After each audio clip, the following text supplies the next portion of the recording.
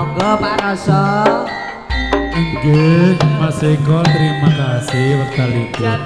Sakne aku tinggal lunga. Namung sedap. Eko dirangkos Bunda. Nggih. Lek suwi-suwi mesakne sing nang omah. Boten Kang Mas dirangkos nika.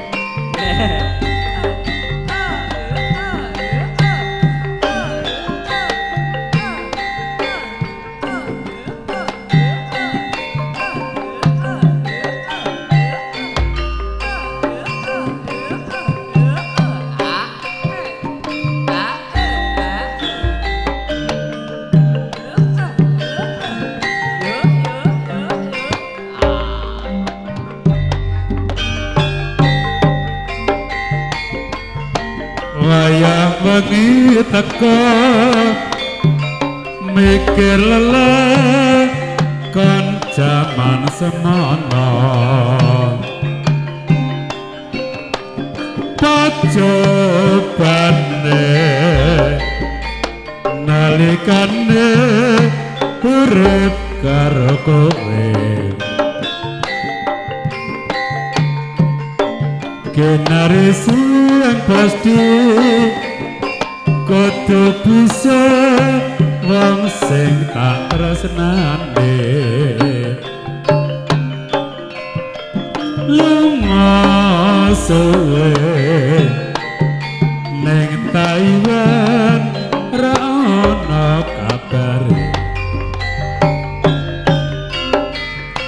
apa kowe ora kangen tak pikir tak kangen kangen apa kowe ora krasa sejatine aku isih tresno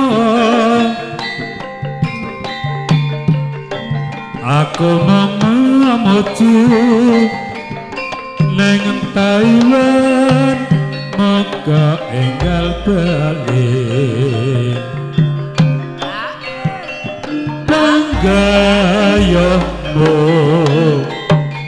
bisa kumpul kaya biyen kan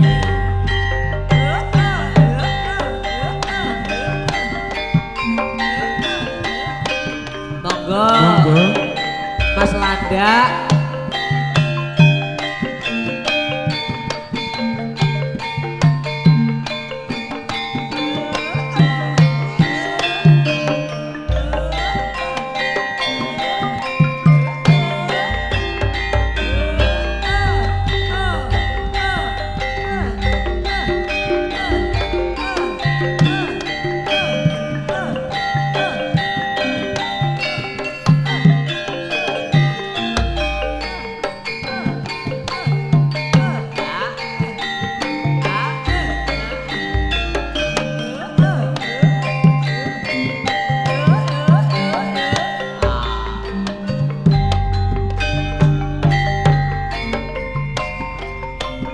Esok kae kowe ning sandingku ngawur kedaro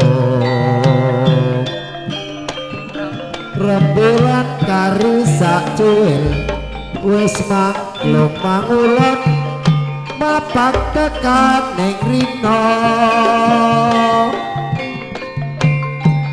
angin esok sumilirnya aku yuk nyawiji ning ati sing ubar pangento gayo angen-angen kinupe ing panjoko tak gandeng tanganmu esok kae mapak dina-dina brambat saising sewengi bebarengan lumban ning tlaga ning Tresna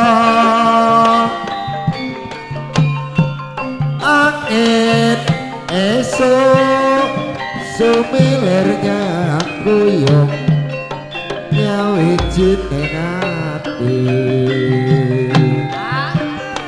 nalika besaya adoh ninggal aku ijen yoyan ing terminal Trenggalek asik-asik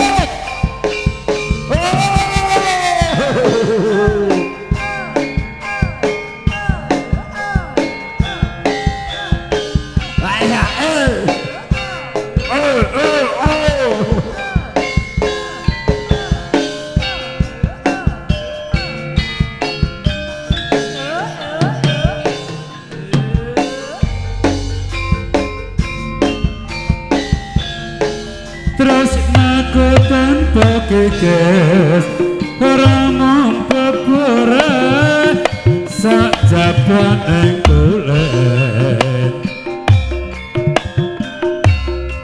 sayok tebenayok tetul alamisan mojo jamu tono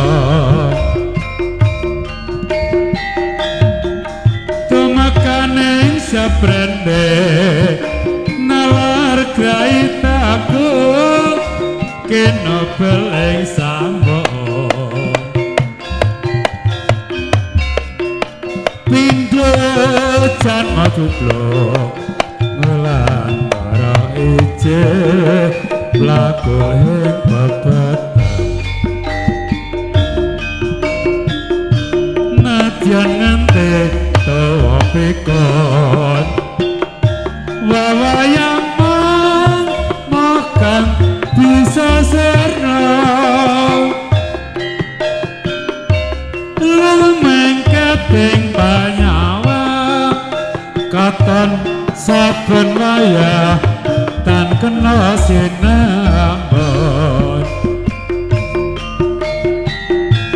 pringkulan kulon kuda kumak kita jalan lan jendela sengkong asik-asik kae saksi bisu lan tetesing lohku sasak durung